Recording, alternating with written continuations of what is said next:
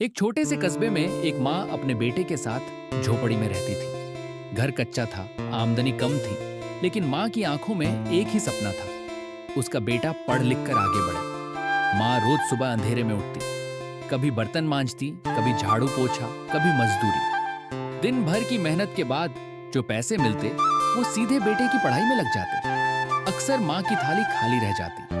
बेटा ये सब देखता था। एक दिन उसे रहा नहीं गया। उसने कहा, माँ मैं पढ़ाई छोड़ देता हूँ, आप इतना कष्ट मत उठाओ। माँ की आंखें भर आईं, लेकिन उसने खुद को संभाल लिया। माँ बोली, नहीं बेटा, अगर तू नहीं पढ़ेगा तो मेरी सारी मेहनत बेकार हो जाएगी। उस रात माँ ने खाना नहीं खाया। बेटा सो गया था। माँ चुपचाप दिए के सामने बैठी और बोली, हे भगवान, मेरे बेटे का भविष्य उज्जवल कर देना। अगर किसी को भूखा रखना है तो मुझे रखना।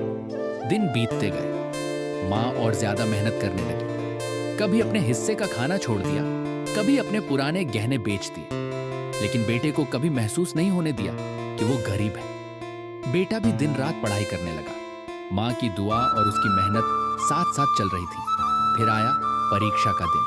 बेटा घबराया हुआ था। माँ ने उसके सिर पर हाथ रखा और कहा, डर मत बेटा, मेरी दुआ तेरे साथ है। रिजल्ट आया। पूरा मोहल्ला हैरान रह गया। बेटे का नाम टॉप लिस्ट में था।